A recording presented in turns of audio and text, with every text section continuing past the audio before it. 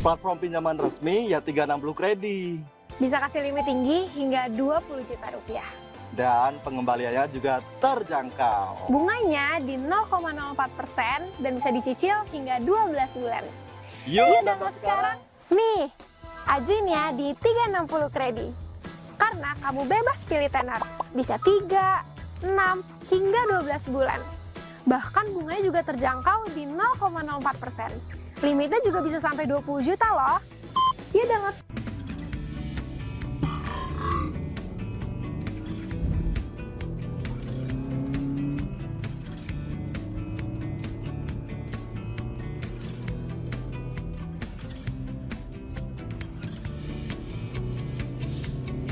Oke, selamat pagi nih menjelang siang semuanya. Apa kabarnya nih sebelumnya kita mulai? Boleh dong tulis di chat box gimana kabar kalian hari ini? Terus lagi pada sibuk apa sih kalau boleh tahu nih di tengah-tengah pagi menuju siang ini? Oh baik, alhamdulillah. Oke, semoga semuanya dalam keadaan baik dan sehat selalu ya.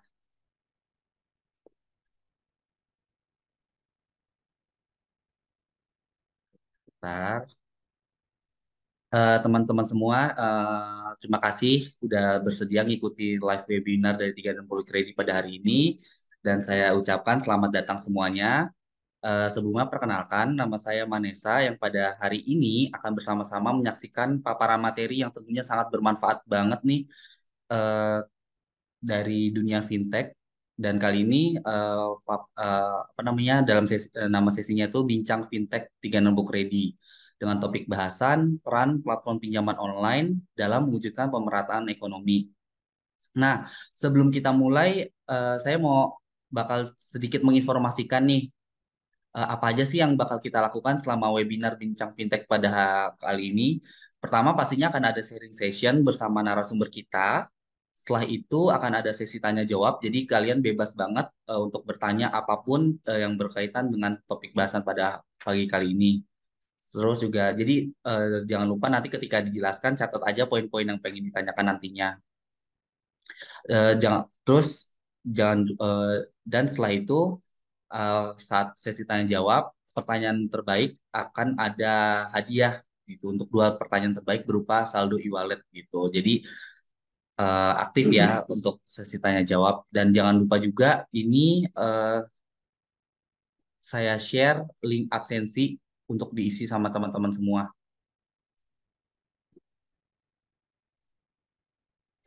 Saya share link absensinya. Oke, sebelum kita mulai sambil berjalan, saya mau perkenalkan sedikit tentang narasumber kita. Beliau adalah Kak Tarmizi Taher atau biasa disapa sama teman-teman kantor namanya Kak Izi. Jadi Kak Izi ini adalah seorang AML atau anti money laundry atau bahasa Indonesianya anti pencucian uang dan compliance di 360 Kredi. Nah, apa sih hubungannya kok seorang AML atau anti money laundry dan compliance tuh ngisi materi kita pada pagi hari ini. Jadi tenang aja jangan sedih.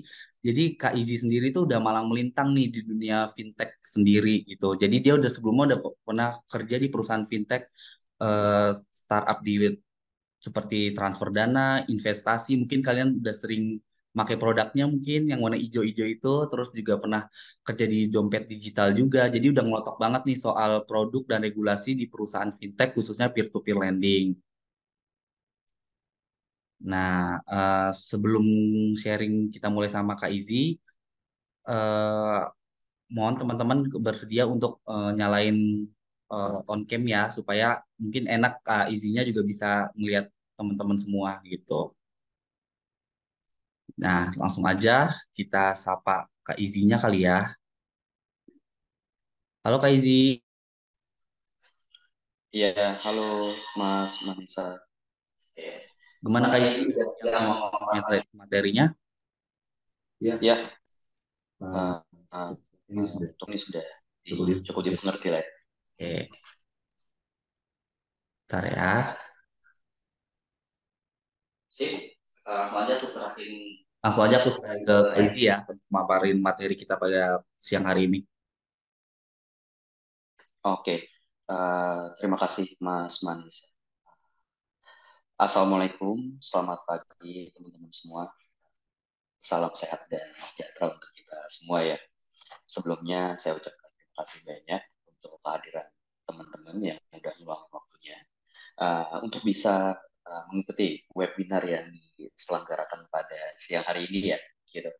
Besar harapan semoga di webinar kali ini bisa memberikan dampak positif dan menambah wawasan untuk kita semua. Gitu. Dan untuk sosialisasi tema webinar kita pada hari ini itu adalah bincang fintech ya.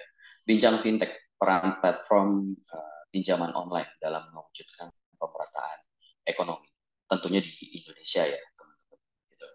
Dan sebelumnya teman-teman semua sudah ada yang pernah menggunakan layanan pinjaman online.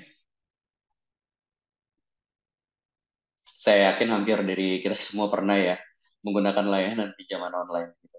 Tapi kalau dari saya pribadi ya saya cukup merasakan lah ya dampak positif dari layanan pinjaman online ini gitu. Karena dengan kehadiran layanan pinjaman online saat ini tuh benar-benar membantu banget ya gitu atau membantu sekali gitu. Satu ya prosesnya cepat, terus syaratnya juga mudah gitu ya tentunya teman-teman. Dan sesuai juga dengan tema kita di siang hari ini gitu, yaitu peran pentingnya platform pinjaman online di Indonesia ini ya tujuan untuk mewujudkan pemerataan ekonomi di Indonesia gitu.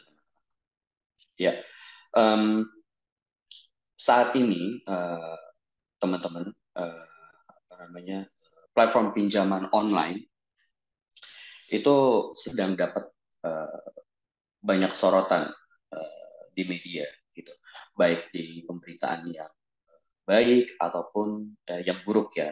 Tapi tentunya kita ambil positifnya dari pemberitaan-pemberitaan atau sorotan yang ada pada saat ini. Gitu.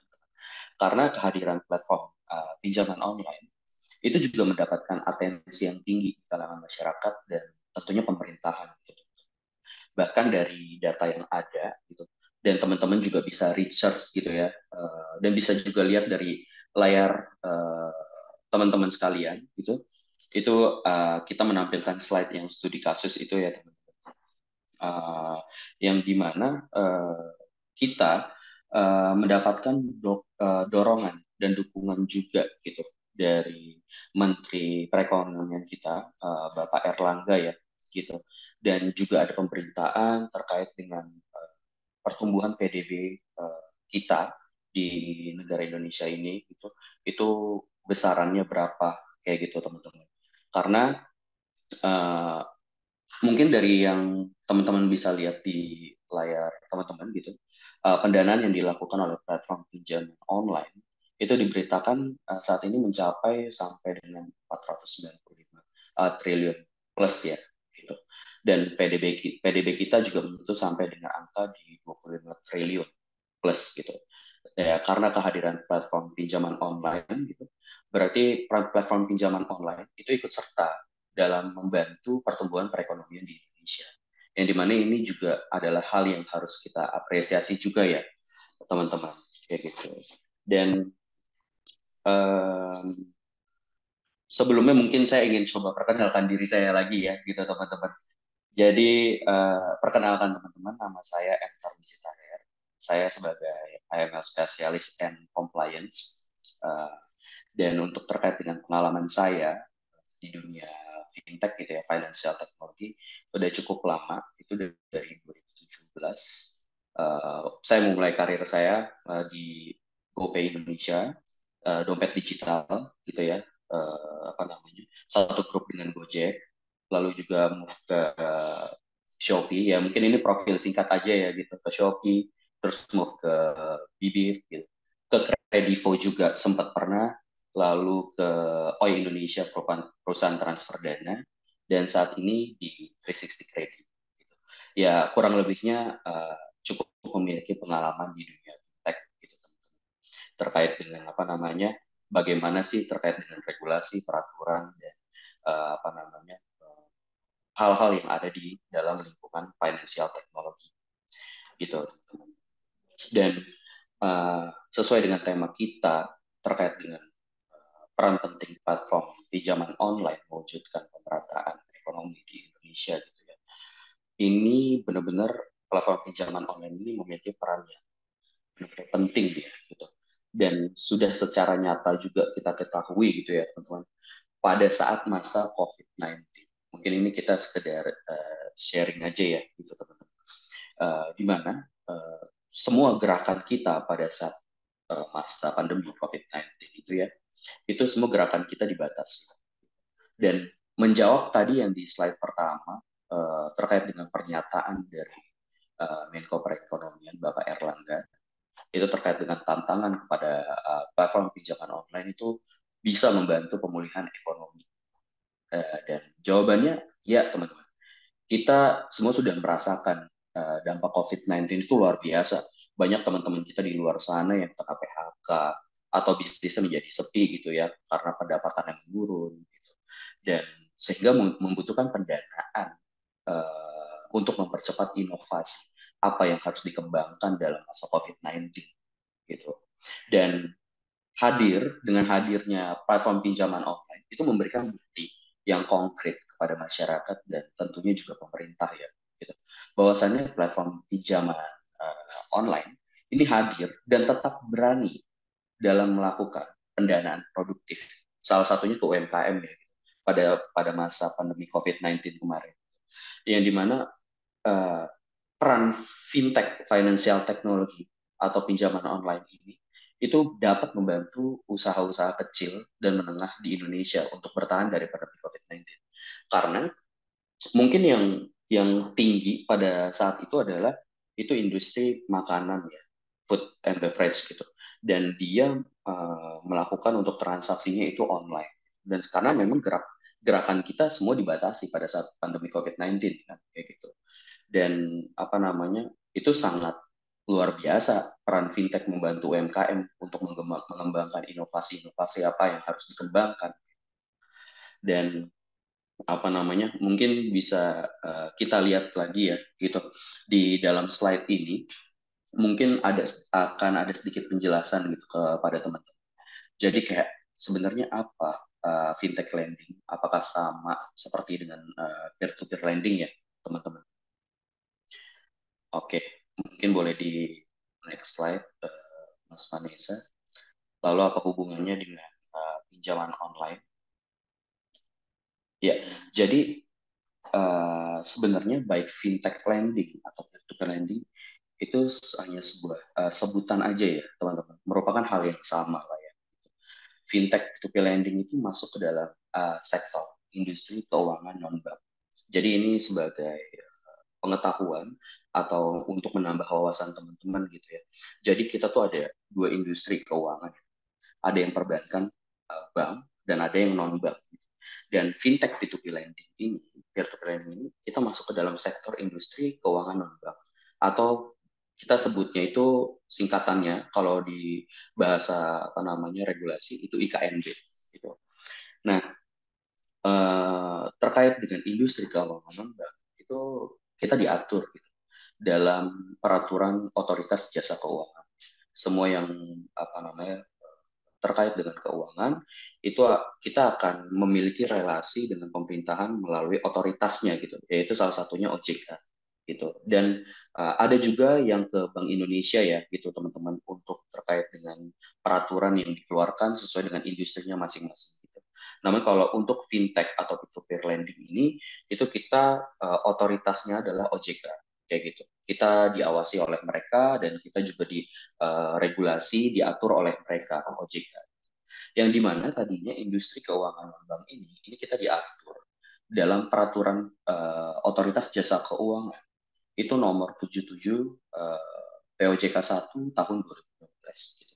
Yang dimana itu tentang layanan pinjam meminjam uang berbasis teknologi informasi gitu teman-teman. Karena memang untuk terkait dengan proses pengajuan, penyaluran dana, itu proses untuk aplikasinya, itu semua kan kita lakukan menggunakan teknologi informasi ya, teman-teman, kayak gitu. Namun ternyata semakin berkembangnya ya lah ya, atau pesatnya terkait dengan industri teknologi finansial ini, gitu, terkait dengan industri pendanaan yang dilakukan oleh fintech lending atau peer-to-peer lending ini, itu sangat besar, teman-teman. Gitu. Maka terjadilah perubahan yang dilakukan oleh otoritas jasa keuangan untuk peraturannya, yang dimana tadi kita diatur di peraturan OJK tahun 2016 ya, nomor 77, dan sekarang diubah menjadi ke POJK nomor 10 tahun 2022.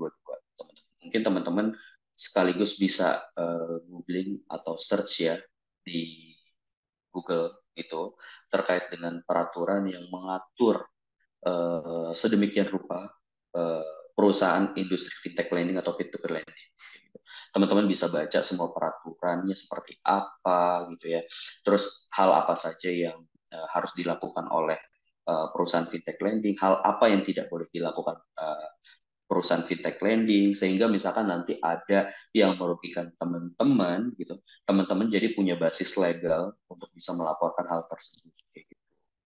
Ya, ini sebagai apa namanya penambahan wawasan kita juga ya, karena nggak nggak nggak sedikit juga, mungkin banyak juga oknum-oknum apa namanya di luar sana yang terkadang tidak sesuai dengan regulasi lah atau tidak mengikuti aturan. Nah, kalau misalkan sampai teman-teman mendapati hal tersebut, ya teman-teman bisa melaporkan hal tersebut gitu langsung ke OJK-nya kayak gitu. Dan menyambung lagi terkait dengan berkembangnya yang luar biasa itu terkait dengan industri fintech lending atau peer-to-peer lending ini ya. Jadi OJK melakukan perubahan peraturan gitu. Karena yang dimana tadinya dari tahun POJK 2016 diubah menjadi ke POJK tahun 2022 gitu. Karena kenapa diubah? Dikarenakan memang dari POJK sebelumnya itu sudah tidak relevan lagi lah, atau sudah tidak sesuai lagi dengan perkembangan industri yang ada gitu, dan juga untuk kebutuhan hukum yang ada di Indonesia gitu.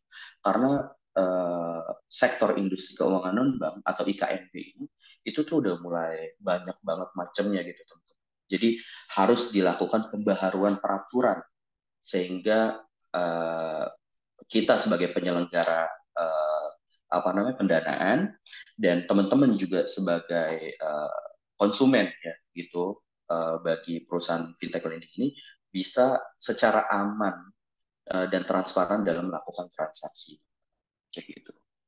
Dan sejak mulai diatur dan diawasi oleh otoritas jasa keuangan pada tahun 2016 itu ya teman-teman, keluarnya POJK 2016 itu perkembangan industri keuangan non bank khususnya untuk fintech peer-to-peer lending atau juga bahasa lainnya bisa kita sebut juga dengan layanan pendanaan bersama berbasis teknologi informasi.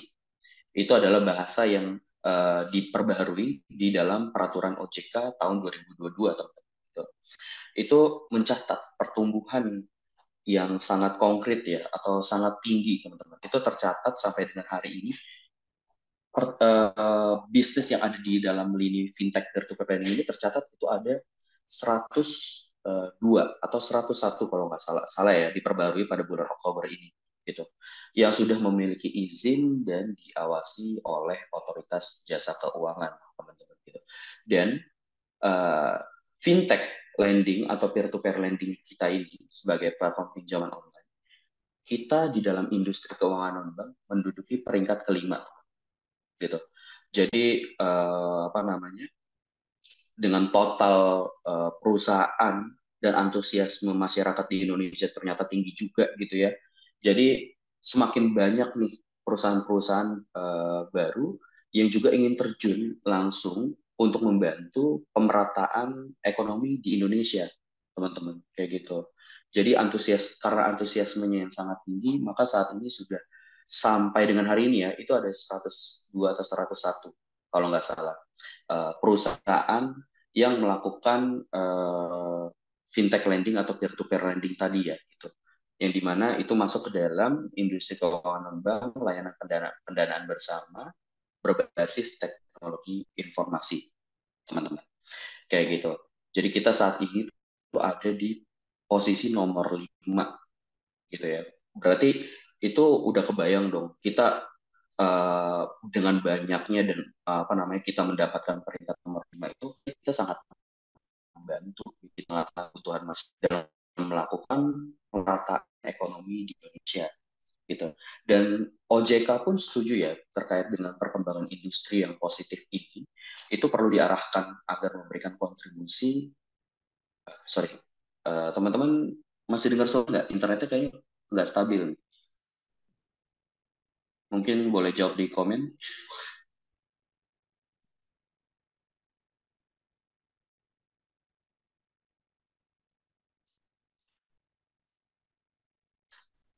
Aman katanya Kak. Aman ya? Aman ya? Oke. Tadi muncul pop-up internetnya nggak stabil. Oke, oke. Kita lanjutin lagi ya. Jadi ya teman-teman, OJK tuh sangat apa namanya setuju terkait dengan perkembangan industri yang positif ini ya, gitu, agar bisa diarahkan dan memberikan kontribusi yang optimal lah gitu untuk Indonesia melalui pendanaan kepada masyarakat gitu, wilayah dan sektor usaha yang belum didanai gitu oleh lembaga keuangan yang ada gitu secara optimalnya gitu. Oke. Dan mungkin juga ingin membahas dulu, mungkin bisa masih di slide yang sebelumnya ya, Mas Manesa, gitu terkait dengan terkait dengan fintech atau B2B lending gitu. Jadi sebenarnya ingin memberikan pemahaman yang lebih aja kepada teman-teman kayak gitu ya, terkait dengan stigma yang ada di dalam masyarakat saat ini gitu. Bahwasannya stigma pinjaman online itu seperti apa sih gitu ya. Fintech lending atau peer to peer lending gitu ya, sebutan yang awam yang ada di Indonesia ya, paling mudah menyebutnya dengan pinjaman online gitu ya teman-teman, karena memang itu yang paling dikenal di masyarakat luas Indonesia gitu ya, menyebut fintech lending atau P2P lending itu ya dengan pinjaman online. Namun di sisi lain pun ini kita apa namanya coba untuk berbagi pengetahuan dan wawasan agar teman-teman juga bisa menambah pengetahuan ya. Harus diakuin memang kadang stigma penyebutan pinjaman online ini tuh memiliki kesan atau stigma yang negatif lah di masyarakat gitu. Karena banyak juga di luar sana fintech lending atau P2P lending yang belum terdaftar gitu dan diawasi oleh OJK gitu ya, yang dimana mereka ini menjalankan operasi perusahaan itu secara ilegal. Dan mungkin faktor tersebutlah yang membuat kesan atau stigma pinjaman online ini menjadi buruk, teman-teman. Kayak gitu. Karena untuk sebagian masyarakat pasti karena adanya perusahaan fintech ilegal tadi itu memberikan beban bunga yang sangat besar, terus transaksi informasi untuk bunga dan dendanya itu tidak diinformasikan secara transparan kayak gitu teman-teman, besarannya seperti apa, jumlahnya gimana, terus jumlah yang kita ajukan berapa, yang kita terima misalkan berapa kayak gitu ya gitu. Sehingga hal-hal tersebutlah yang menjadikan stigma negatif di masyarakat bahwasan pinjaman online itu kayaknya sama gitu. Atau sebuah platform yang mungkin jahat gitu ya, atau lintah darat yang berevolusi.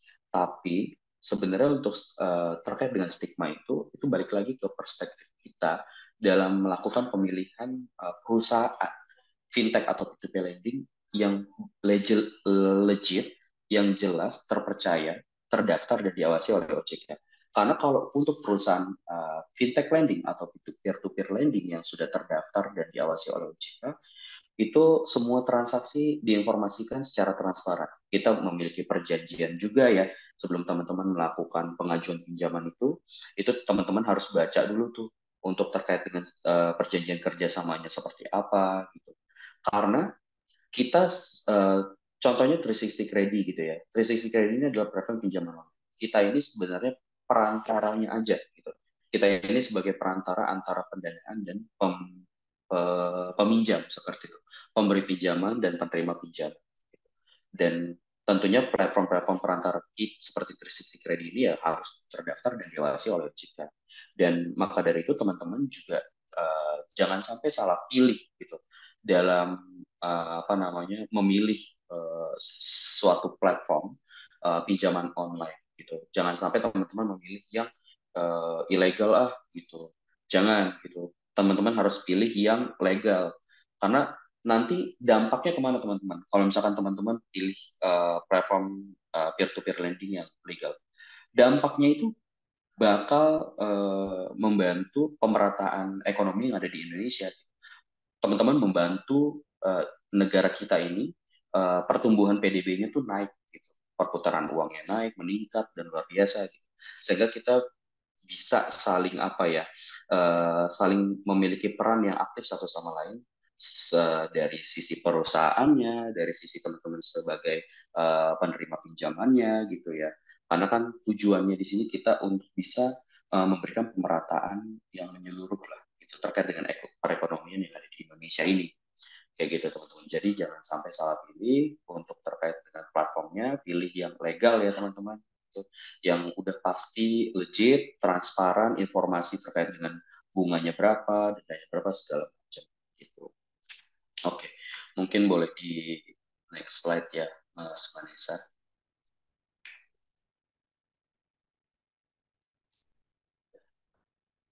Oke, nah sebenarnya terkait dengan pembagian fintech lending atau peer-to-peer lending ini sebelumnya ada, cuma saat ini muncul lagi 3 ya teman-teman gitu. Itu ada penambahan di pendanaan syariah. Gitu ya. Jadi ada 2 nih, ada konvensional, ada yang syariah kayak gitu. Ya kalau misalkan perbedaannya apa gitu, perbedaannya pasti mungkin dari sistemnya aja nanti. Sistemnya itu kalau yang syariah menggunakan akad kayak gitu. Kalau yang konvensional tidak seperti itu. Jadi hanya perlu melakukan apa namanya hanya membaca dan mengerti terkait dengan surat perjanjian kerjasamanya nanti kayak gimana gitu ya teman-teman. Namun untuk kebutuhannya tetap sama, itu kebutuhannya di 2 lini itu produktif dan konsumtif teman-teman kayak gitu ya. Dan dari layar teman-teman sendiri juga bisa dilihat ya terkait dengan pendanaan produktif itu seperti apa gitu. Pendanaan konsumtif atau multiguna itu seperti apa, pendanaan syariah itu seperti apa, kayak gitu ya teman-teman. Kalau untuk terkait dengan pendanaan produktif, eh, platform-platform fintech lending yang produktif ya, yang saya tahu ya teman-teman, itu apa namanya ada Buah Tumbuh, ada Amarta, itu yang produktif teman-teman. Kayak gitu. Kalau misalkan untuk yang multiguna, salah satunya ya kita ya, jelas 360 Credit. Dan untuk terkait dengan pendanaan syariah, mungkin platform itu seperti ada Alami, kalau nggak salah ya. Alami itu adalah pendanaan syariah, kayak gitu. Ya, jadi untuk terkait dengan pendanaan produktif ya lebih ke lini usaha ya, untuk mengembangkan lah lini usaha baik itu barang ataupun jasa gitu. Jadi memberikan atau meningkatkan nilai tambah lah seperti itu dari kegiatan yang dilakukan, tujuannya untuk produktif ya teman-teman. Dan kalau untuk terkait dengan multiguna atau konsumtif, itu biasanya tujuannya untuk keperluan-keperluan ya seperti konsumsi teman-teman kayak gitu. Dana yang tidak digunakan untuk kegiatan yang produktif kayak gitu, tidak untuk usaha atau apa. Dan apa namanya kalau untuk pendanaan syariah gitu, itu sama aja 2 tipe yang tadi, tapi bedanya dia melakukan akad lah gitu untuk terkait dengan pengajuan pinjamannya. Jadi penggunaan dana tersebut itu menggunakan sistem akad gitu ya. Tapi tentu juga dibantu dengan sistem teknologi gitu ya teman-teman. Oke, mungkin boleh di next slide lagi Mas Manisa.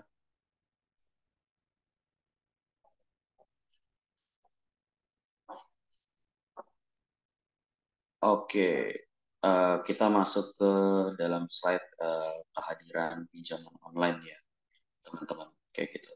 Oke, dari terkait dengan slide ini, kehadiran pinjaman online untuk pemerataan ekonomi di Indonesia, itu kehadiran platform ini seperti yang tadi mungkin sudah saya jelaskan di awal, ini sangat berperan aktif dan sangat membantu sekali di tengah-tengah masyarakat Indonesia ini ya, kayak gitu. Karena satu prosesnya cepat gitu, terus syaratnya juga mudah gitu, untuk proses pengajuan pinjamannya tidak tidak lama gitu, hanya butuh hitungan menit aja itu udah teman-teman udah bisa ngelakuin untuk proses pengajuan pinjamannya kayak gitu ya. Dan juga terkait dengan kehadiran pinjaman online ini juga kita memberikan solusi lah kayak gitu, menghadirkan berbagai macam pilihan kepada teman-teman gitu dalam melakukan akses keuangan yang bisa teman-teman kontrol kayak gitu, dan juga lebih mudah, lebih aman, nyaman juga ya gitu ya, karena kita kan saat ini menggunakan teknologi informasi gitu, karena semakin berkembangnya waktu, kita tentu pasti mengikuti ya gitu, perkembangannya harus dengan teknologi juga kayak gitu. Jadi kehadiran pinjaman online ini dengan tujuan pemerataan ekonomi di Indonesia tentu ya saya yakin sangat membantu sekali di Indonesia. Oke, jadi next slide, Mas Vanessa.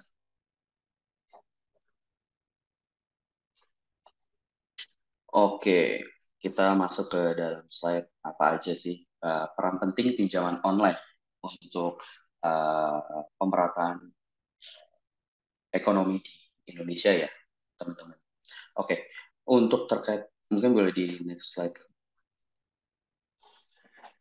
Ya, itu teman-teman mungkin bisa lihat ya, itu ada kemudahan layanan finansial, membantu UKM mendapatkan modal, mengurangi jumlah pinjaman yang memiliki bunga tinggi, meningkatkan taraf hidup, mendukung inklusi keuangan nasional ya, teman-teman kayak gitu.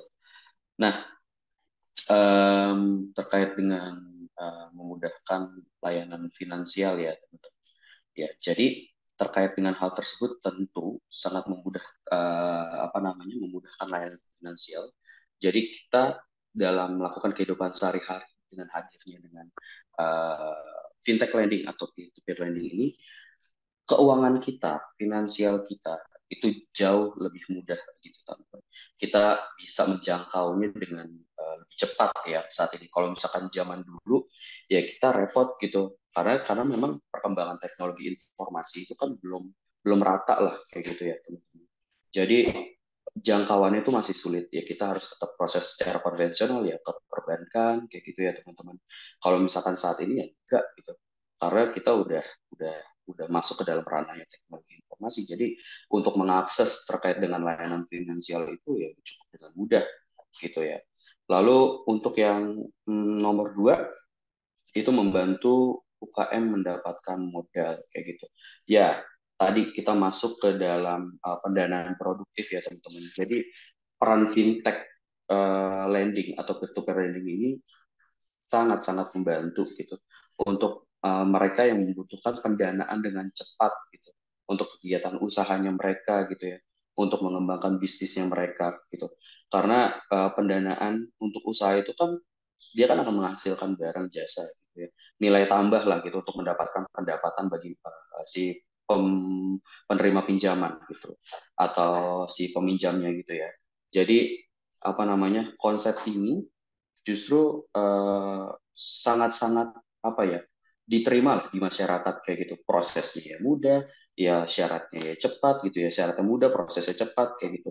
Jadi saya sangat setuju dengan 100% terkait dengan bahwasannya kita membantu kayak UKM gitu, dan apa namanya, untuk mendapatkan modal, karena mungkin kita throwback lagi pada saat COVID-19 yang kemarin, ya kita berhasil membuktikan gitu untuk pernyataan yang dikeluarkan oleh Menko Perekonomian kita Bapak Erlangga, bahwasannya bisa membantu kayak perekonomian di Indonesia gitu ya. Kita hadir, kita buktikan gitu. Di masa-masa pandemi yang krisis kayak gitu aja kita masih berani untuk memberikan pendanaan kepada mereka yang membutuhkan untuk membangun bisnis mereka kayak gitu. Terus untuk yang nomor tiga, itu mengurangi jumlah pinjaman yang memiliki bunga tinggi. Ya, benar. Ya, ini salah satu alternatif teman-teman kayak gitu. Karena di luar sana banyak juga yang memberikan bunga yang tinggi gitu.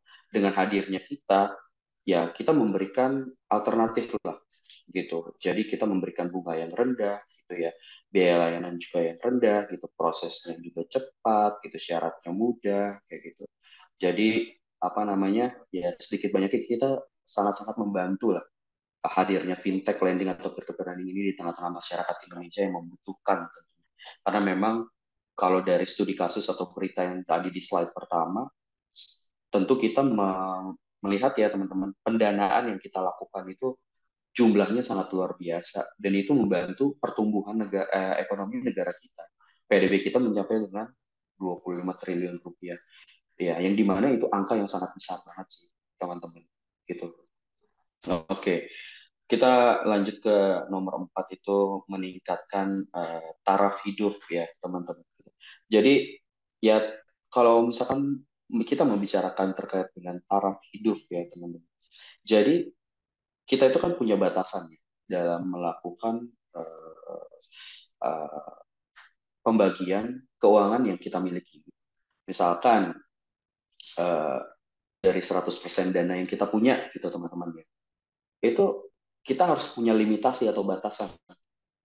Berapa besar persenan yang bisa saya keluarkan misalkan untuk kehidupan gitu. Berapa besar persenan yang saya keluarkan untuk jajan misalkan gitu ya.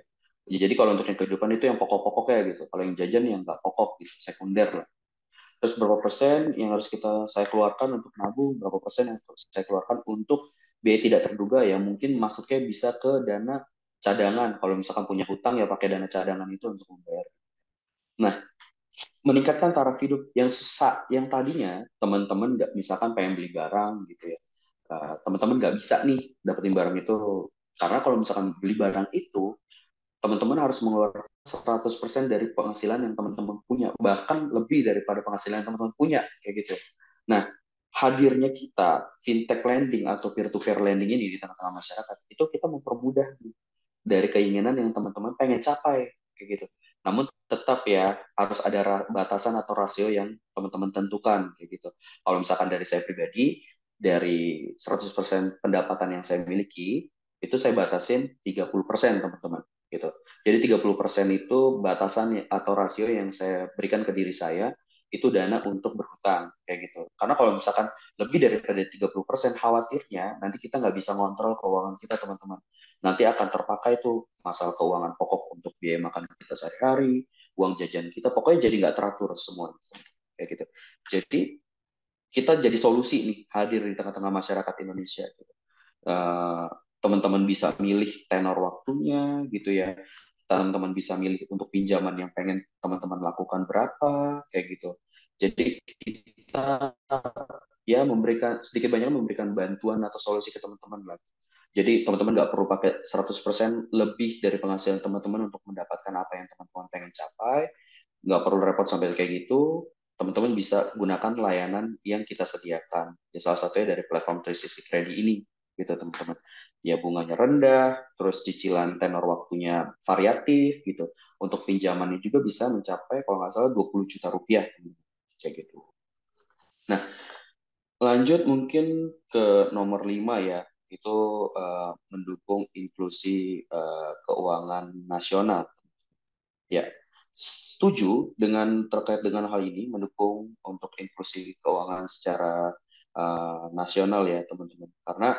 memang inklusi keuangan itu kan sebuah hak ya yang dimiliki setiap orang gitu untuk mendapatkan atau memiliki akses layanan penuh dari lembaga keuangan gitu secara tepat waktu nyaman informatif gitu terjangkau biayanya gitu dan juga penuh dengan penghormatan lah kayak gitu terkait dengan harkat dan martabatnya kayak gitu dan atau juga mudahnya layanan keuangan yang tersedia bagi seluruh lapisan masyarakat gitu jadi kita hadir nggak cuma spesifik ke kalangan yang ini tapi enggak kita bisa ke ya berbagai kalangan kayak gitu dengan hadir ini kita bisa membantu lah terkait dengan inklusi keuangan tadi ya teman-teman dan di sini ada apa namanya research yang sudah dilakukan ya pada tahun 2019 lalu itu dari Dewan Nasional Keuangan Inklusif gitu itu memiliki target 70%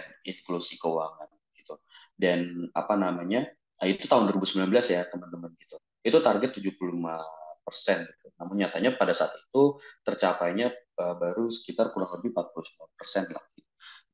Artinya itu masih di bawah dari standar yang sudah ditetapkan.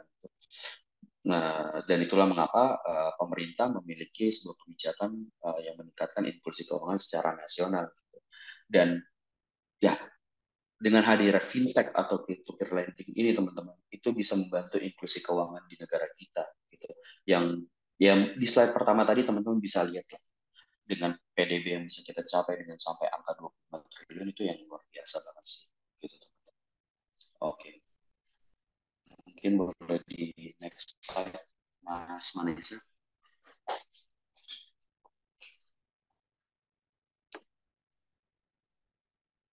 Oke, apa keuntungan dari pinjaman online? Ya, boleh di next slide. Ya, keuntungan dari pinjaman online ya, teman-teman. Mbak, itu kita terbagi dari tiga.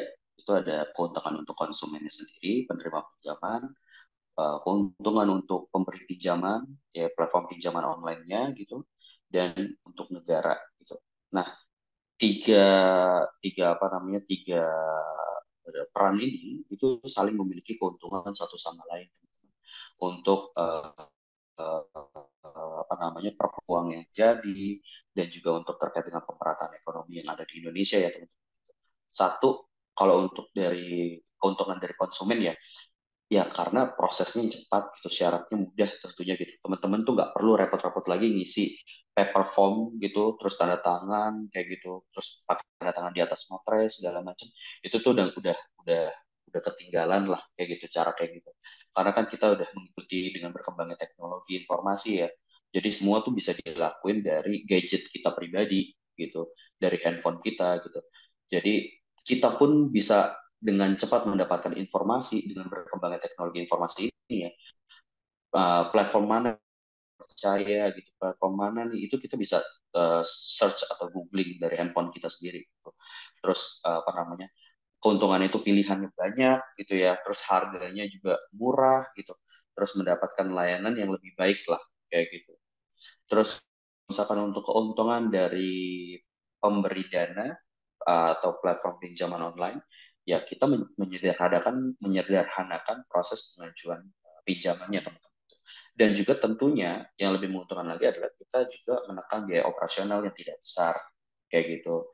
Ya kalau misalkan tadi kita masih dengan cara konvensional itu banyak banget sih biaya operasionalnya, ya kan? Ya ada perlu ATK, ya perlu materai, ya tanda tangan gitu ya, fotokopi semua segala macam berkas-berkas banyak gitu. Nah, kalau misalkan dengan platform pinjaman online ini, ya dengan mengikuti berkembangnya teknologi informasi, ya kita tentunya bisa menekan biaya operasional sih, kayak gitu. Dan kalau misalkan keuntungan dari negara sendiri, keuntungannya itu ya tadi sesuai dengan tema kita bincang fintech gitu ya, mewujudkan pemerataan ekonomi di Indonesia. Negara negara sangat terbantu dan terdorong banget gitu untuk pertumbuhan atau pemerataan ekonomi yang ada di Indonesia. Karena dengan hadirnya kita sebagai pelaku usaha gitu, itu kita bisa membantu eh, permasalahan yang lagi dihadapi sama masyarakat gitu, dan kita bisa menjadi solusi untuk membantu persoalan yang sedang dihadapi kayak gitu. Karena dengan adanya pelaku usaha tentu kan juga memberikan pendapatan juga untuk negara ya teman-teman. Selain kita juga memberikan perputaran uang yang lumayan tinggi dan besar gitu untuk negara kayak gitu. Oke, mungkin boleh di next slide lagi, Mas Manesa.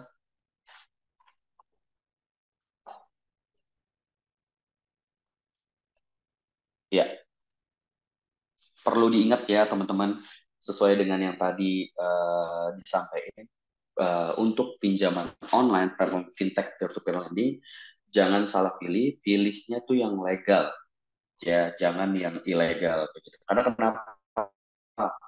Satu, kalau teman-teman pilih yang ilegal, keamanan data informasi itu rentan banget teman-teman. Karena dia itu tidak terdaftar atau diawasi oleh OJK. Gitu.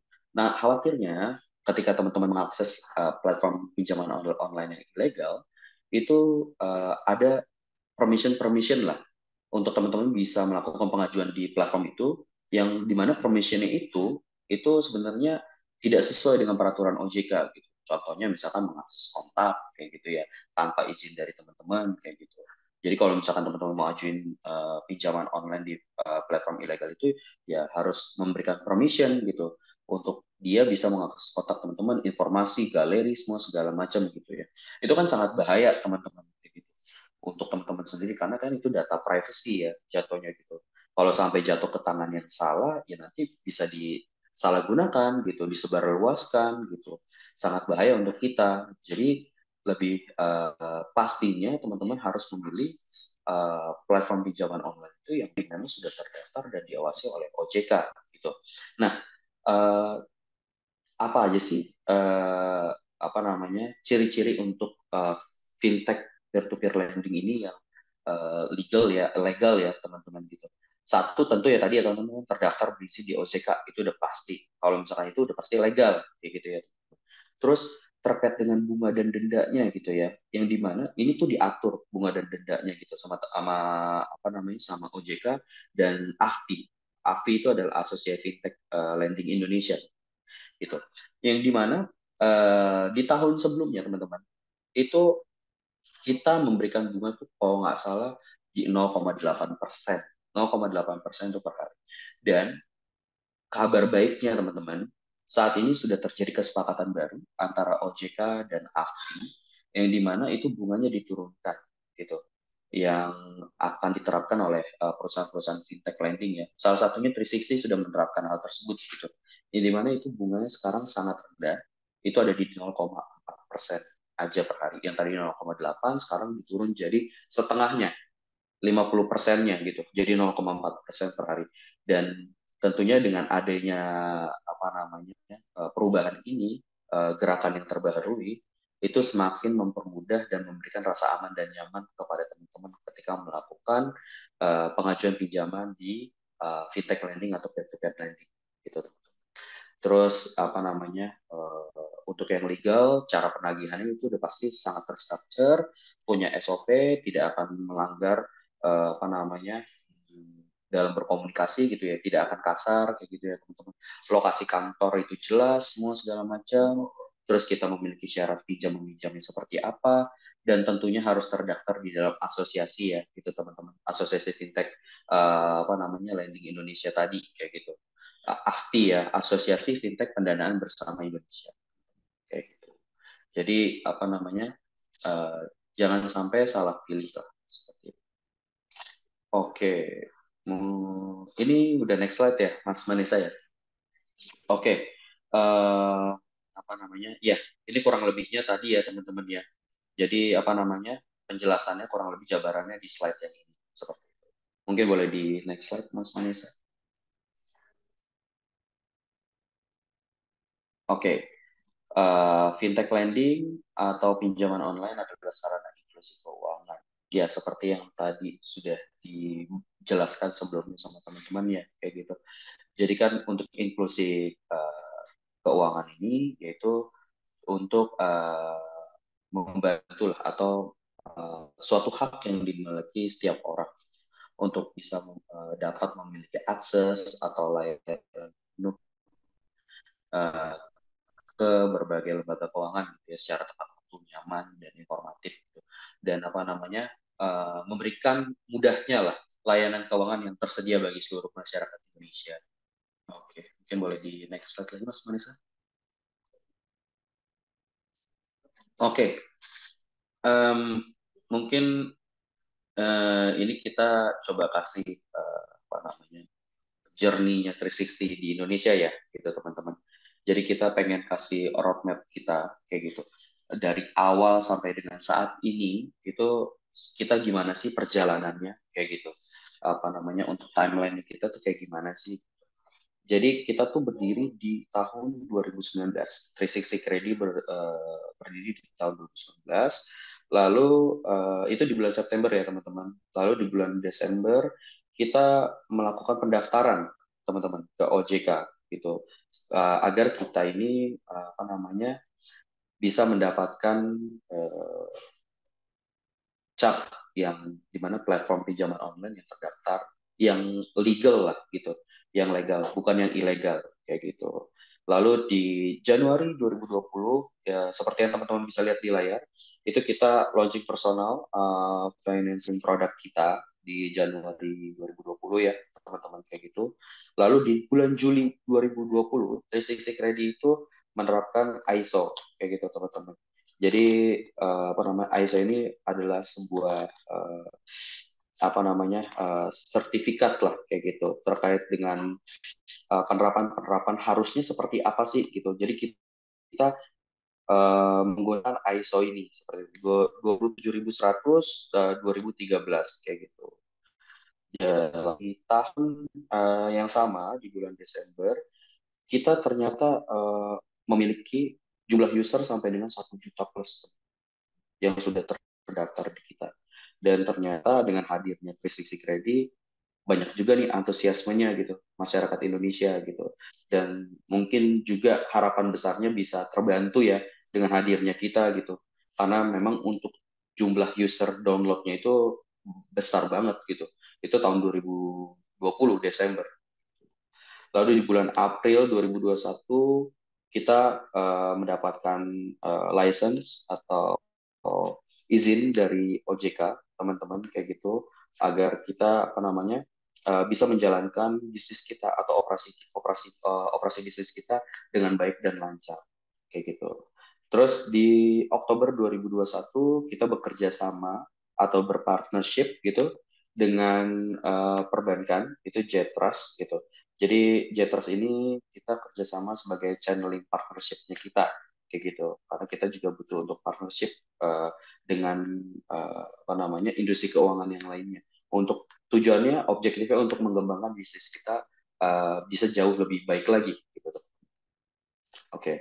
Lalu di tahun yang sama 2021 bulan Desember itu total pencairan dana kita yang dilakukan 360 kredit atau 36 kredit ini itu kita menyentuh sampai dengan angka 1 triliun rupiah gitu. Itu pendanaan yang berhasil kita lakukan atau pencapaian yang sudah kita dapatkan ya di 2021 Desember seperti itu. Itu mencapai dengan angka 1 triliun, dan menurut saya itu angka yang luar biasa, yang dimana kita ternyata memiliki peran penting dalam memberikan kontribusi lah untuk mewujudkan pemerataan ekonomi di Indonesia gitu. Ini adalah bukti konkret yang kita bisa tunjukkan gitu ke masyarakat dan tentunya juga ke pemerintahan. Apalagi menjawab tadi ya dari pernyataan Menko Perekonomian kita Bapak Erlangga kayak gitu. Oke, lalu di Januari tahun 2022 ya teman-teman, itu kita cuma bedanya kayaknya gapnya cuma setahun ya, karena itu kan yang sebelumnya akhir 2020 Desember gitu. Itu kita mencapai total user kita di 3 juta. Berarti cuma jeda 1 tahun kita nambah 2 juta user, berarti 360 terpercaya lah gitu. Platform yang terpercaya dan dapat diakui gitu. Legit. Lalu di bulan Juni pertengahan tahun 2022 kita kerjasama lagi gitu untuk mengembangkan bisnis kita jauh lebih baik lagi. Kita berpartnership dengan BNC. Itu kalau nggak salah Bank Newcomers ya. Jadi kita bekerja sama untuk mengembangkan bisnis kita lagi untuk jauh lebih baik lagi gitu. Juga untuk memberikan layanan yang lebih cepat dan terpercaya untuk para konsumer kita, konsumer 360 Credit, teman-teman kayak gitu. Lalu di bulan Juli 2022 itu kita untuk terkait dengan Jetros kita ada signing kontrak lagi, partnership lagi untuk terkait dengan top up facility ya teman-teman.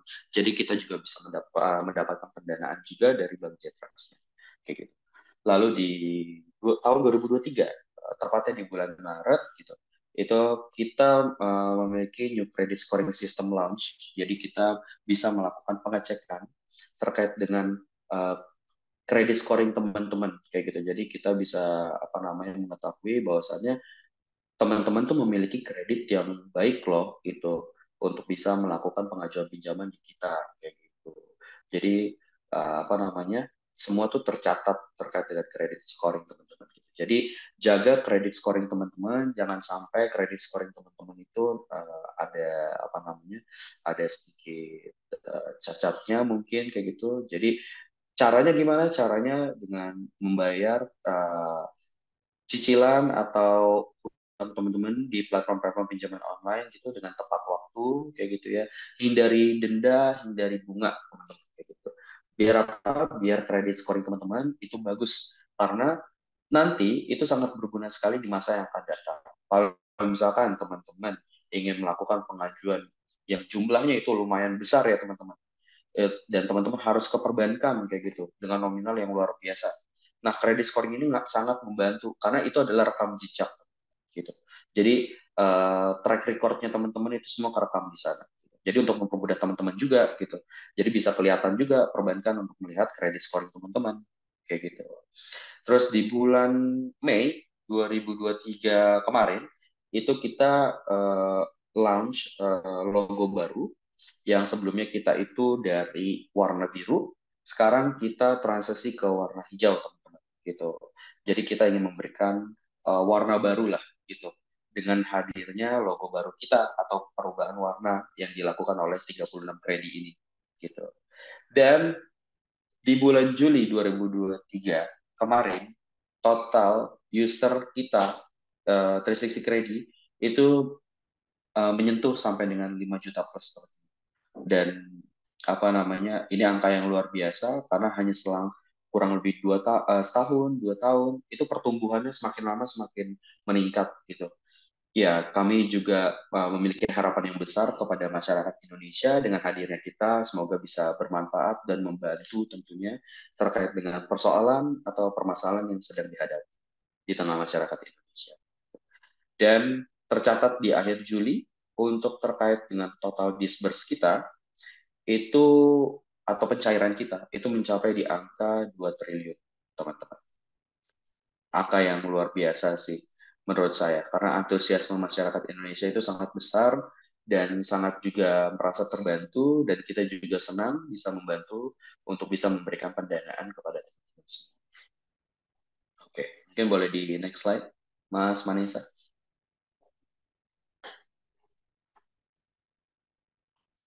Oke, ya ini gambaran ya teman-teman sedikit banyaknya untuk total download user kita itu ada di angka berapa, registerednya itu ada di angka berapa gitu ya.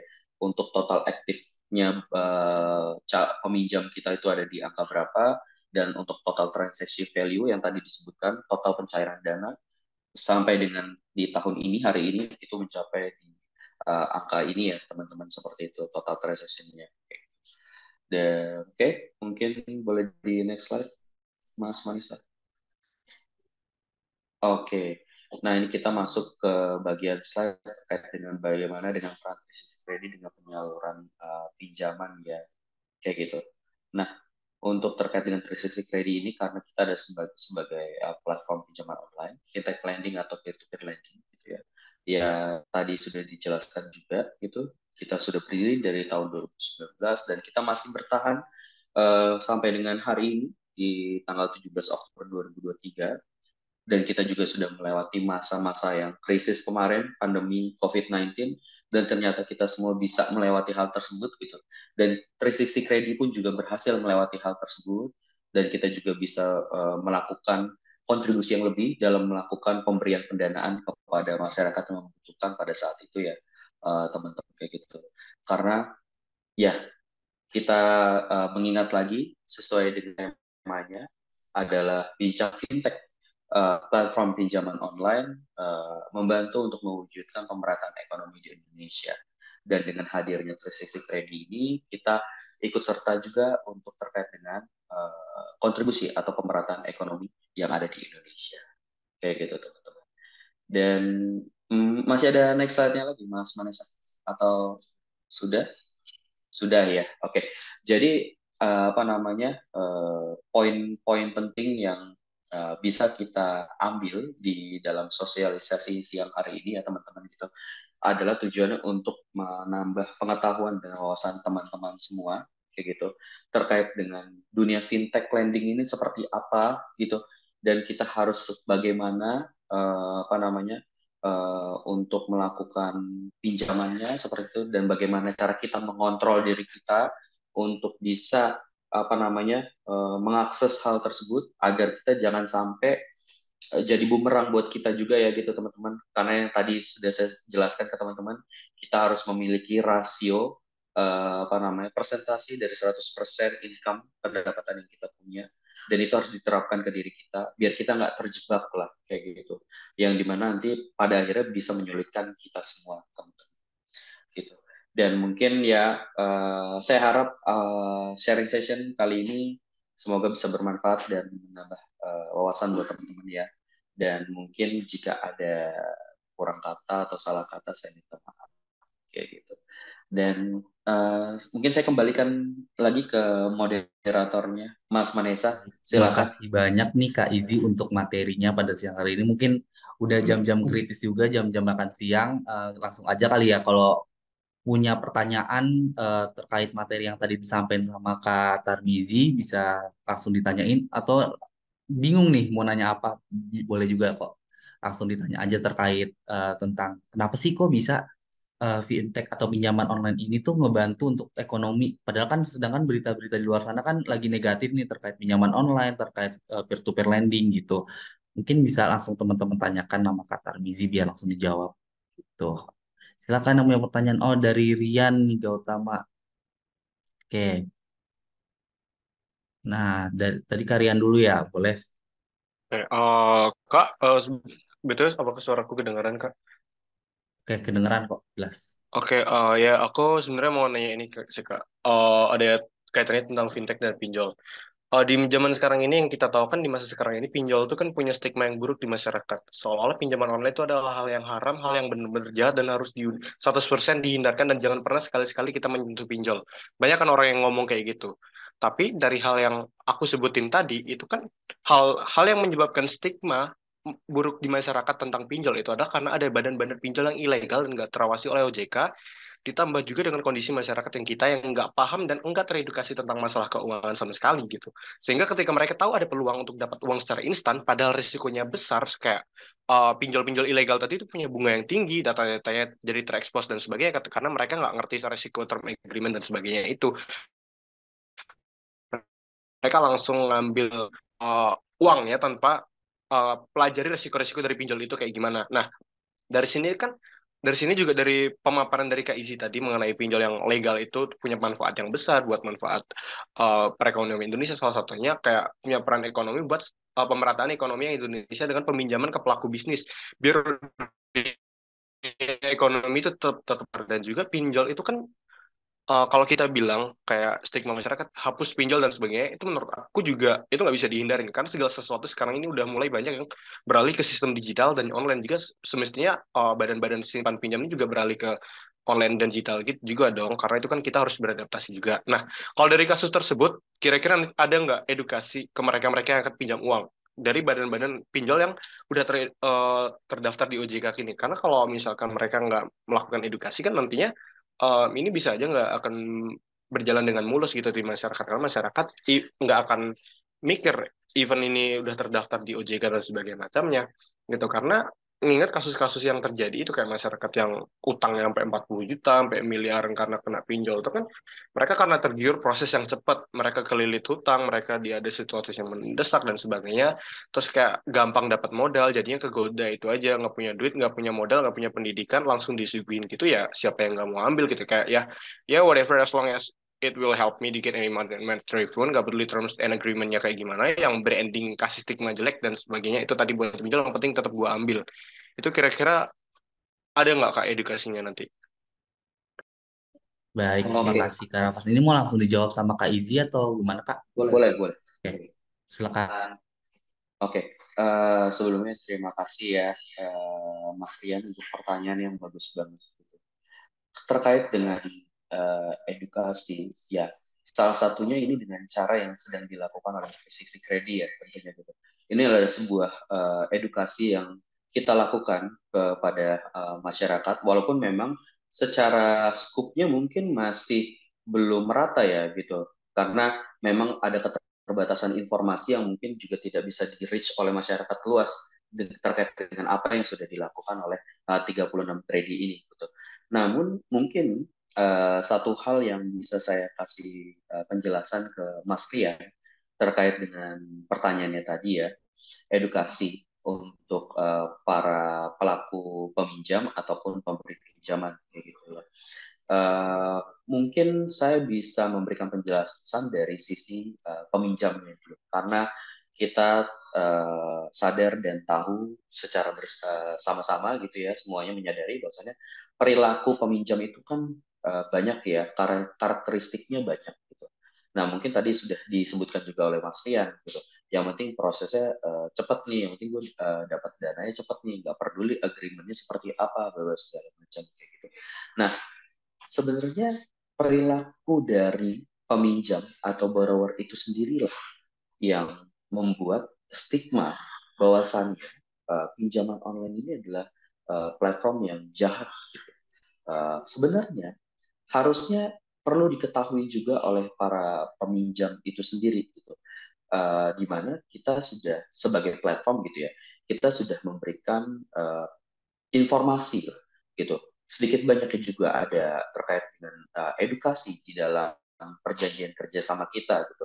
Maka dari itu teman-teman semua harus mengetahui di dalam perjanjian kerjasama itu hak dan kewajiban teman-teman itu apa, hak dan kewajiban perusahaan penyelenggara itu apa, kayak gitu. Jadi sehingga tidak ada miskomunikasi dan kita bisa memiliki satu paham yang pasti kayak gitu terkait dengan apa yang kita lakukan, kerjasama apa yang kita lakukan kayak gitu. Dan kita sebagai penyelenggara itu juga melakukan edukasi, bukan hanya melalui sosialisasi Zoom meeting seperti ini aja ya, gitu, teman-teman. Kita melakukan berbagai cara, salah satunya dengan media sosial, gitu. Ya TikTok, ya Instagram, gitu. Itu adalah salah satu bagian edukasi informasi untuk semua masyarakat.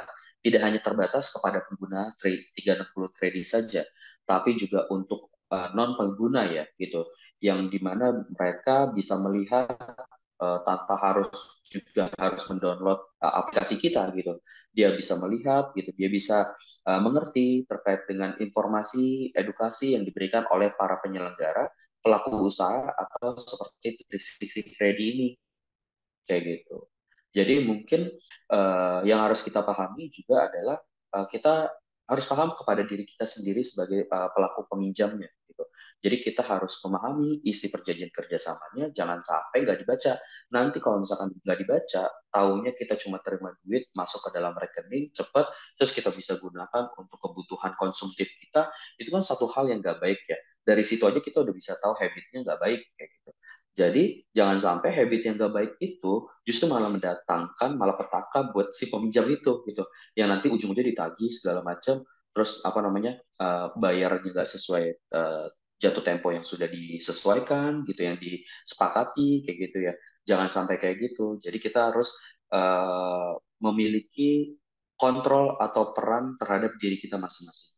Jadi teman-teman selaku peminjam gitu, itu teman-teman harus tahu skopnya dulu sebagai peminjam itu seperti apa, hak tanggung jawabnya seperti apa gitu, hak dan kewajiban yang ada di dalam agreement itu seperti apa, dan sebagai platform juga kita harus mengerti hak dan kewajiban kita sebagai platform itu apa, karena memang kita diawasi oleh OJK ya sebagai regulator kita gitu, karena kita nggak bisa semena-mena membuat peraturan karena kita memiliki otoritas yang mengatur hal tersebut. Kalau misalkan teman-teman ternyata menemukan satu platform legal ya, yang ternyata tidak sesuai dengan peraturan yang dikeluarkan oleh OJK, itu teman-teman bisa banget ngelakuin keluhan komplain pengaduan layanan konsumen ke OJK langsung. Karena kalau misalkan sampai itu dilakukan, itu perusahaannya bisa kena sanksi kayak gitu. Jadi ini sebagai untuk wawasan teman-teman juga ya gitu. Kalau misalkan ternyata apa namanya platform itu melanggar lah gitu, tidak sesuai dengan ketentuan atau peraturan OJK gitu. Dan itu terjadi kepada teman-teman gitu. Dan apa namanya teman-teman nggak terima, teman-teman bisa laporkan kayak gitu terkait dengan hal tersebut. Jadi teman-teman nggak perlu khawatir kayak gitu terkait dengan hal tersebut. Tapi teman-teman harus objektif juga. Teman-teman harus dukung dengan bukti-bukti yang konkret kayak gitu. Jangan sampai ada informasi yang tidak sesuai karena nantinya akan menjadi bumerang. Khawatirnya bisa jadi bumerang kayak gitu. Entah nanti layanan pengaduannya teman-teman tidak ditindaklanjuti karena ternyata informasi yang disampaikan tidak legit atau tidak valid kayak gitu. Jadi semua harus didukung dengan bukti atau evidence yang benar ya teman-teman kayak gitu. Dan kalau untuk menjawab tadi balik lagi edukasinya seperti apa ya seperti yang tadi 360 sudah melakukan berbagai macam edukasi informasi kepada seluruh masyarakat Indonesia. Cara paling mudahnya itu ya dengan sosial media kayak gitu. Jadi apa namanya teman-teman sebelum terjun ke dunia platform pinjaman online, jadi teman-teman juga harus aware terhadap diri sendiri. Teman-teman harus pahami dulu bagaimana sih skemanya P2P lending fintech itu seperti apa gitu. Jadi biar teman-teman juga punya sedikit pengetahuan lebih banyaknya sebelum teman-teman memiliki perjanjian kerjasama kayak gitu. Semoga bisa menjawab ya, Mas Rian. Thank Thank you, you, Mas Mas Vanessa. Vanessa. Kemana kalian sudah cukup dengan terjawab pertanyaannya? Ya, udah terjawab Kak. Makasih banget ya Kak. Oke.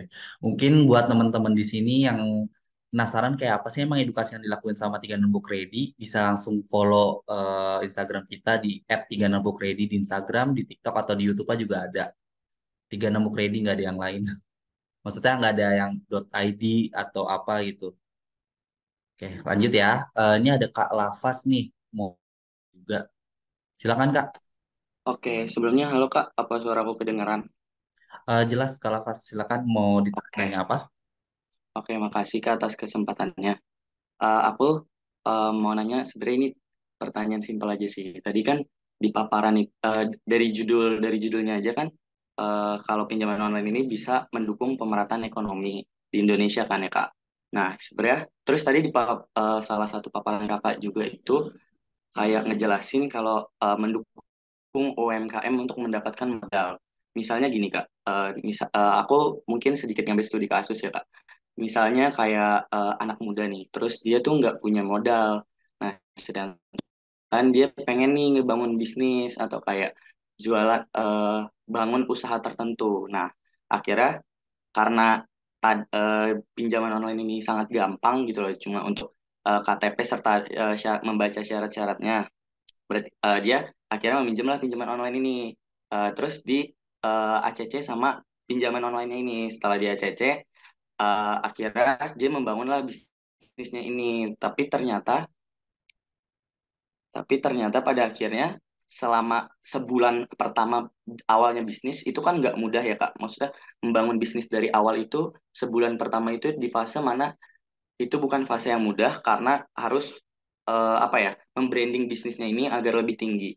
Nah, sampai pada akhirnya di pembayaran sebulan pertama itu ternyata setelah jatuh tempo dia nggak mampu untuk membayar apa ya membayar cicilannya gitu loh di 1 bulan pertama ini sampai pada akhirnya mungkin lewat dari jatuh temponya apakah itu masih bisa disebut pemerataan ekonomi Kak? Sedangkan kayak yang tadinya dia mungkin bisa membalikkan tapi ternyata bisnisnya itu nggak berjalan dengan lancar. Apakah itu sedangkan dia masih punya tanggungan utang di pinjaman online ini apakah itu masih bisa disebut pemerataan ekonomi Kak?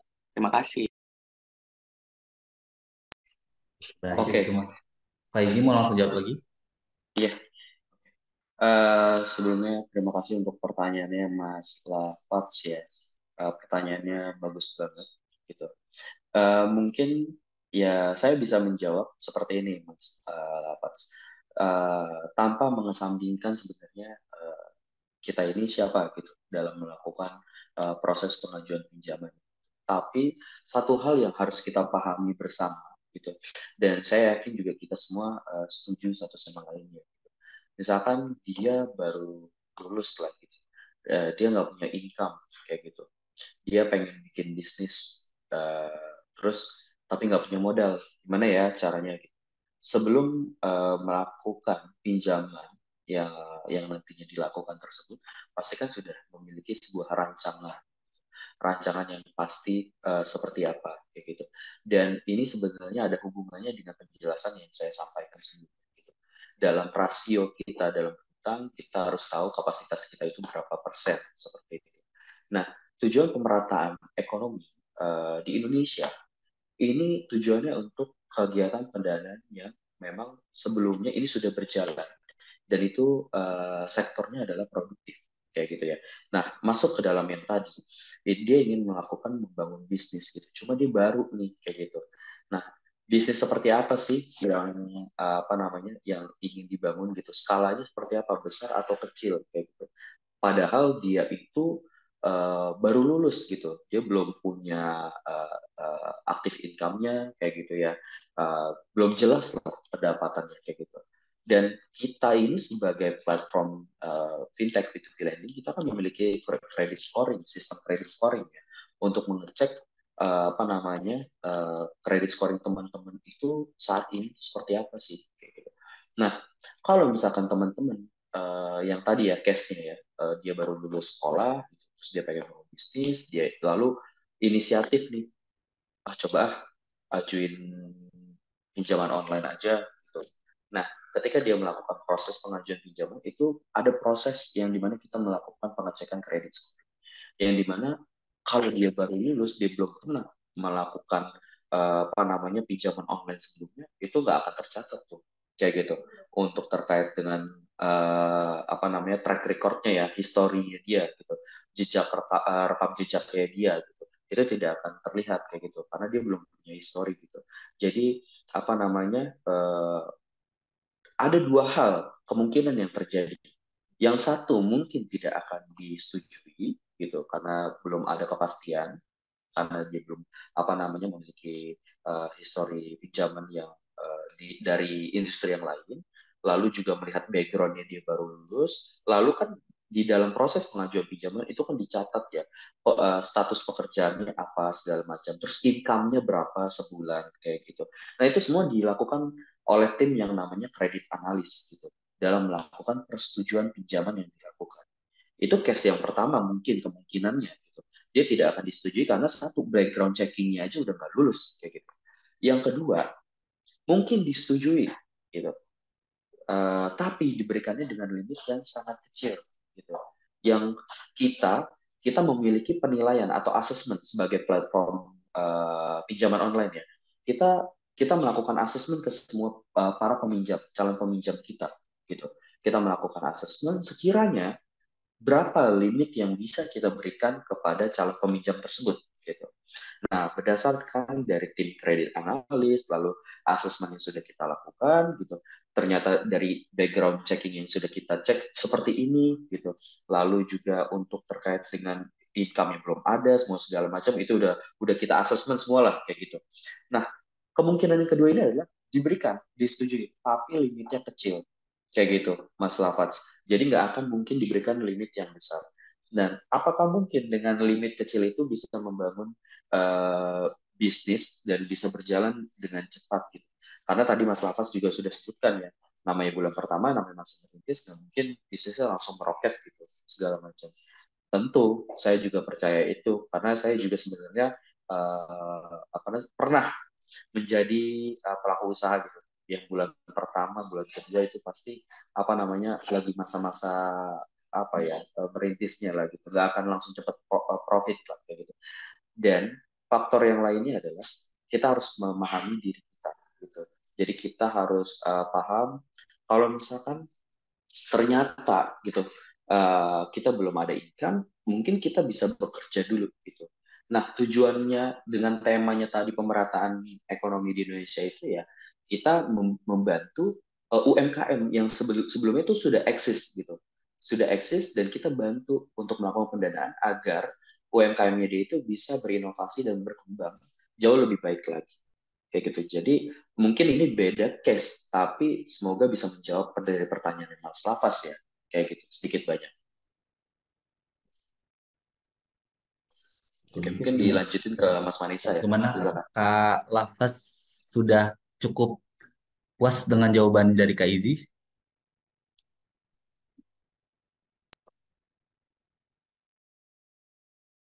Atau ingin bertanya lagi? Sudah cukup? Saya rasa sudah kali ya. Oke, langsung aja kali ya. Kak, ada nih lagi Kak Umbu ya. Silakan Kak Umbu ingin tanya. Ya, permisi, suara saya kedengaran. Cek, cek, cek. Ya, jelas Kak masuk. Silakan. Jadi yang saya mau tanyakan bahwasanya terkait era sekarang pemerintah menekankan penurunan pinjol yang terjadi di masyarakat dan juga menekankan bahwasanya akan mengurangi pinjol baik yang secara legal ataupun ilegal. Dan karena ditemukan banyak kasus masyarakat semakin kesusahan akan adanya pinjol ini karena masyarakat menurut saya masih ada banyak masyarakat yang kurang sekali tentang edukasi bagaimana cara menggunakan pinjol yang baik dan benar. Nah, bagaimana 360 kredi ini mengatasi penekanan yang akan dilakukan oleh pemerintah tentang hal tersebut bahwa penekanan pinjol baik ilegal secara ilegal akan ditekan untuk supaya lebih aman aja kondisi di Indonesia itu sendiri. Terima kasih. Tadi poin pertanyaan. Bagaimana 360 kredi mengatasi ada penekanan dari pemerintah begitu ya, Mas Umbu ya? Iya, betul. Oke, terima kasih Mas Umbu untuk pertanyaannya. Pertanyaannya bagus banget ya. Ini benar Mas Umbu ya? Oke, kedengaran ya suaranya? Ya, jadi tadi pernyataannya Mas Umbu terkait dengan pemerintah sedang melakukan pembatasan pinjaman online. Itu memang benar banget. Ini sebagai informasi juga ya teman-teman kayak gitu. Karena sebelumnya itu banyak OJK memang memberikan izin ke sebelumnya karena memang ini ada beberapa pengurangan ya gitu teman-teman terkait dengan industri keuangan non bank layanan pendanaan bersama berbasis teknologi informasi yang dimana kita sebutnya dengan pinjaman online ya. Itu sebelumnya banyak banget, bukan 102 atau 100 tadi 101 yang tadi saya sebutkan ya. Itu tadi angkanya tuh melambung tinggi. Cuma semakin terfilter semakin kesini tuh semakin terfilter gitu. Ada yang izinnya tidak dilanjutkan oleh OJK gitu atau diberhentikan lah gitu, dicabut izinnya gitu. Karena kenapa? Karena ternyata mereka tidak menjalankan ketentuan dan peraturan yang sudah ditentukan oleh OJK gitu. Dan kabar terbarunya lagi saat ini memang OJK sedang membatasi mereka-mereka nih para pelaku usaha pinjaman online untuk bisa mendapatkan tanda daftar dan tanda izin dari OJK. Karena kenapa? Karena saat ini OJK sedang ingin memperketat perusahaan-perusahaan yang sudah terdaftar dan berizin ini gitu. Mereka ingin melakukan sebuah proses evaluasi dan asesmen seperti apa yang sudah ada, yang sudah diberikan tanda daftar dan tanda izin ini. Gitu. Jadi lebih ingin dimaksimalkan lagi aja gitu untuk industri keuangan yang sudah terdaftar saat ini. Sehingga OJK sedang stop atau memberikan izin dulu nih gitu kepada platform pinjaman online yang lagi ngantri nih di belakang gitu untuk bisa dapat tanda daftar dan tanda izin. Karena kalau misalkan mereka belum ada tanda daftar dan tanda izin dan mereka melakukan operasi, mereka bakal ketangkap gitu atau kena sanksi lah kayak gitu. Jadi mereka dicap ya mendapatkan ilegal kayak gitu ya. Dan lanjut ke pertanyaan berikutnya tadi Mas Umbu, pertanyaannya apa Mas Manesa? Yang terakhir? Bagaimana cara dia ini mengatasi kalau udah tertekan oleh pemerintah? Oh, oke. Nah, sebenarnya cara 360 Credit menghadapi tekanan yang diberikan oleh pemerintah ya kayak gitu. Itu kita melakukan proses yang namanya evaluasi asesmen kepada seluruh pengguna kita kayak gitu. Jadi jangan sampai ini justru akan memberatkan gitu kepada para pengguna kita gitu, kepada para calon peminjam kita gitu. Karena dari melakukan asesmen ini kita bisa mengetahui profil karakteristik calon peminjam sehingga bisa kita danai dengan nominal yang berapa gitu, di nominal angka berapa kayak gitu. Jangan sampai justru ini malah jadi bumerang buat si penerima pinjamannya gitu. Karena kita nggak mau juga gitu. Karena kan satu, hubungannya ingin terjalin dengan baik. Kedua, ingin memberikan manfaat yang sesuai dengan parameternya gitu, yang sudah ditentukan hasil dari analisis atau asesmen yang dilakukan oleh perusahaan platform pinjaman online gitu. Jadi mungkin langkah itu yang kita lakukan dari tekanan yang diberikan oleh pemerintah. Seperti itu sih, Mas Umbu. Mungkin itu yang bisa saya jawab. Oke, mungkin dikembalikan ke Mas Vanessa. Semoga sudah cukup terjawab ya Kak Unggu. Iya, sudah. Terima kasih. Oh, sebenarnya ini sebagai closing statement juga ya dari saya. Memang kita 36 Kredit prihatin terhadap pemberitaan-pemberitaan yang sebelumnya terkait pinjaman online akhir-akhir ini yang lumayan negatif ya. Semoga saya mengingatkan untuk kita-kita semua untuk lebih bijak dalam memilih platform peer-to-peer lending yang sudah pasti legal gitu. Caranya ya kita sebagai pengguna ya harus aktif gitu ngecek apakah platform tersebut sudah berizin dan diawasi OJK, bisa lewat website OJK langsung, atau kita juga harus ngecek di apa namanya di platformnya itu apakah memang sudah berizin atau enggak. Misalnya ketika nembok ready bisa ngelihat tuh di sosial medianya dia aktif atau enggak, terus dia berani enggak untuk ngeklaim kalau dia tuh sudah berizin dan diawasi oleh OJK gitu. Jadi buat teman-teman kalau yang mau follow silakan bisa follow 36 Kredi di sosial media kami di Instagram, di TikTok ataupun di YouTube gitu. Dan kalau kalian juga butuh dana talangan atau pinjaman di saat perlu bisa langsung download juga aplikasi 36 Kredi di Play Store gitu. Sebelum menutup pertemuan kita kali ini, teman-teman semua boleh isi absensinya terlebih dahulu yang sudah saya kirim di kolom chat. Apa sudah diisi semua? Sambil mengisi, kita bisa foto bareng. Jadi buat teman-teman yang belum on cam bisa on cam dulu ya. Oke, ini ada beberapa slide. Jadi slide pertama dulu ya. Oke, sudah siap? Kasih senyum yang terbaik. Oke, tunggu. Siap? 3, 2, 1. Sip. Sebentar.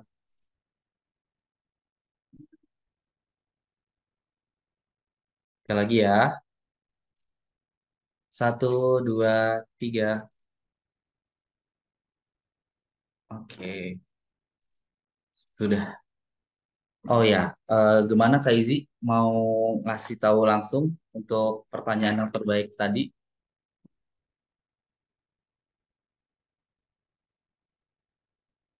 Um, pertanyaan gimana? Pertanyaan yang tadi ada yang bertanya, ada pertanyaan terbaik mau yang mana? Oh, oke.